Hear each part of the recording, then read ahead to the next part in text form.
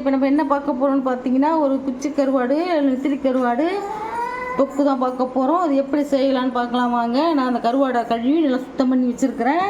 இப்போது அதுக்கு தேவையான ஒரு ஸ்பூன் கடுகு, பெரிய சைஸ் வெங்காயம் நல்லா வதக்கிக்கலாம்.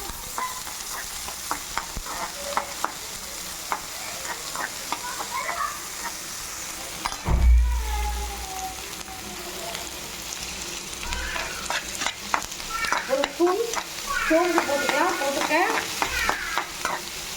நல்லா வதக்கிங்க. இது கருவாடுக்கு வந்து நல்லா ப்ரௌன் கலரில் ஒன்றும் அவசியம் இல்லை.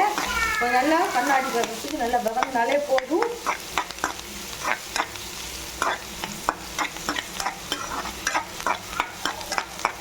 இப்போ இந்த வதத்துக்கு வதங்கினா போதும். இப்போ பாருங்கள்,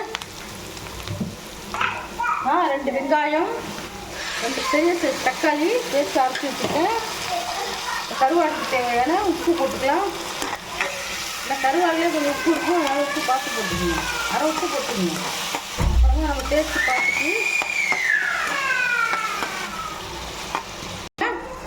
வெங்காயம் இந்த கலரில் வதங்கிடுச்சு. இப்போது நம்ம அடைச்சி வச்சுருக்கிற இது வந்து நல்லா ஒரு 200 கிராம் கருவாடு இதை போட்டுக்கலாம்.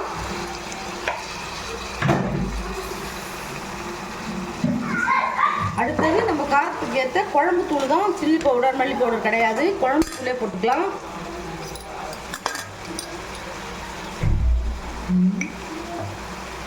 ரெண்டு ஸ்பூன் குழம்பு பொடி போட்டிருக்கேன், அதையும் கலந்துக்கலாம். இப்போ பாருங்க, நான் நெல்லிக்காய் சைஸ் புளி ஊற வச்சுருக்கேன். அதையும் நம்ம திக்காக ஊற்றிக்கலாம். ஊற்றியாச்சு.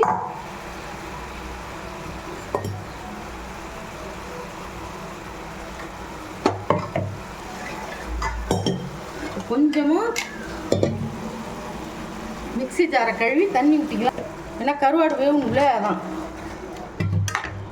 நல்லா கொத்து மாதிரி வேகணும்ல, அதுக்காக தான். இந்த ஸ்டேஜில் உங்களுக்கு உப்பு காரம் போதுமானு பார்த்துக்கோங்க. சில மிளகாத்தூள் காரமாக இருக்கும், சில தூள் காரம் கம்மியாக இருக்கும். நீங்கள் அது மாதிரி பார்த்து போட்டுக்குங்க. நான் போட்டுக்கிறது எல்லாமே கரெக்டாக இருக்கும். இந்த மாதிரி நல்லா கலந்து விட்டுருங்க. அருமையாக இருக்கும். இது ரசம் சாதத்துக்குலாம் சூப்பராக இருக்கும். ரசம், கிள்ளி போட்ட சாம்பாருக்குலாம் நல்லாயிருக்கும். தயிர் சாதம் எல்லாத்துக்குமே கருவாடு நல்லாயிருக்கும். சாதத்தில் போட்டு பிசைஞ்சு சாப்பிட்லாம். நம்ம கருவாடுன்னு எல்லாருக்கும் கருவாடுன்னா பிடிக்கும். அது ஒரு டேஸ்ட் தான். மீனை விட கருவாடு ஒரு டேஸ்ட் தான். இப்போ பாருங்கள், இப்போ கருவாடு தொக்கு ரெடி ஆகிடுச்சு. நான் அடுப்பு ஆஃப் பண்ணிட்டேன். இங்கே பாருங்கள், இந்த மாதிரி தான் தொக்கு மாதிரி இருக்கணும். இது சாதத்துலேயும் போட்டு சாப்பிட்லாம், நம்ம சும்மாவும் தொட்டுக்கலாம். சூப்பராக இருக்கும். ரசம், தயிர் சாதம், சாம்பார் இந்த மாதிரி நீங்களும் செஞ்சு அசத்துங்க. இந்த ரெசிபி உங்களுக்கு பிடிச்சிருந்ததுன்னா எங்கள் சேனலை ஷேர் பண்ணுங்கள், லைக் பண்ணுங்கள், சப்ஸ்கிரைப் பண்ணுங்கள். அப்போ தான் நாங்கள் போடுற புது புது வீடியோலாம் உங்களுக்கு வந்து சேரும். தேங்க்யூ, பாய்.